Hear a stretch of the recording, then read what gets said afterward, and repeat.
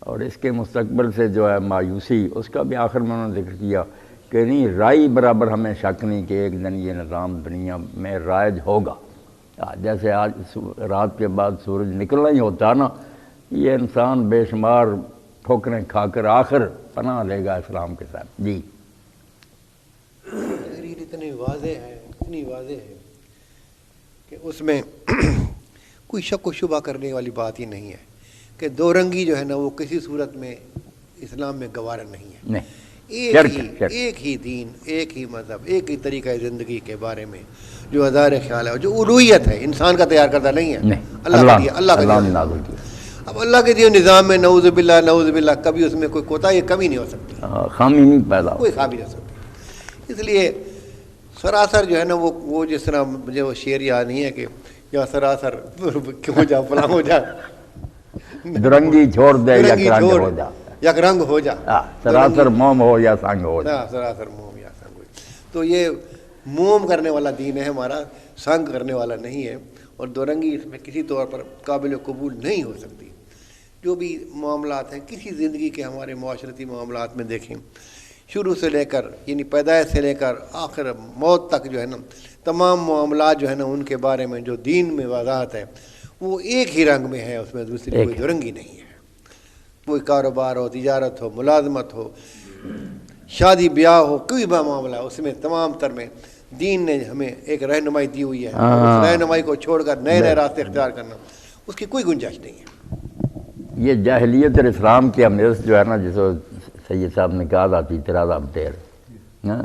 بس یہ ہے ساری دنیا کی بربادی کا اصل بات کہ تھوڑے سے کام اسلام کے لے لیتے ہیں، کچھ دوسری چیزیں، اور اس پر ہی مطمئن ہیں کہ بس اللہ بھی راضی ہے اور شیطان بھی راضی ہے،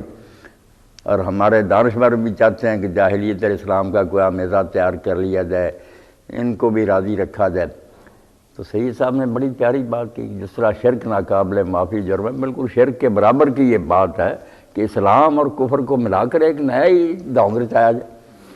خالص اسلام اللہ تعالیٰ پسند کرتا ہے کہ دین میں پورے کے پورے داخل ہو، شیطان کے قدموں کی پیروی نہ کرو۔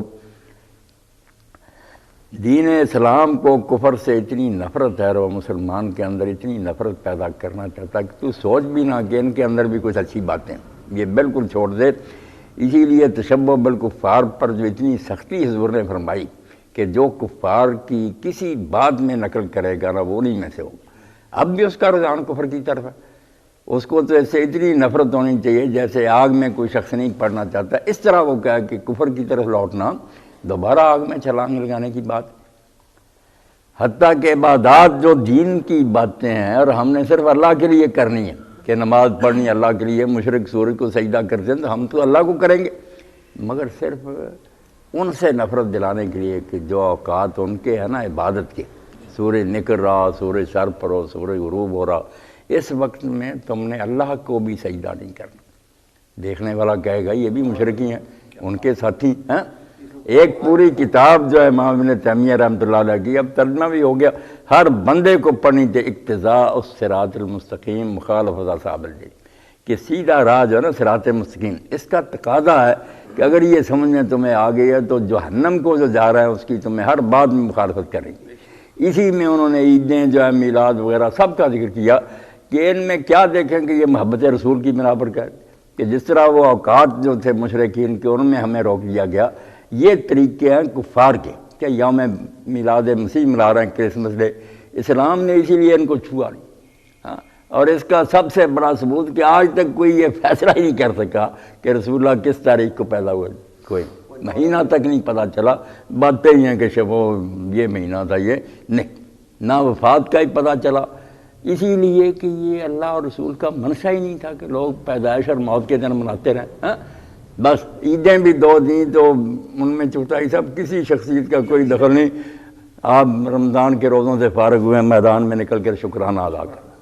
جو کوتاہی رہ گئی اس کی معافی مانگیں۔ ہاں، حج کے دن ختم ہوئے ہیں، اللہ کا شکرانہ ادا کریں۔ ہاں، بس کسی کی پیدائش نہیں، کسی کی موت نہیں، پوری کتاب اسی پر ہے کہ جس چیز میں کفار کی مشابہت ہونا، اسلام کہتا ہے اس سے پتہ چلا کہ تمہارے اندر ابھی کفر کی طرف میلان باقی ہے، تمہارے اندر پوری نفرت نہیں۔ اللہ اکبر، لینا کتنا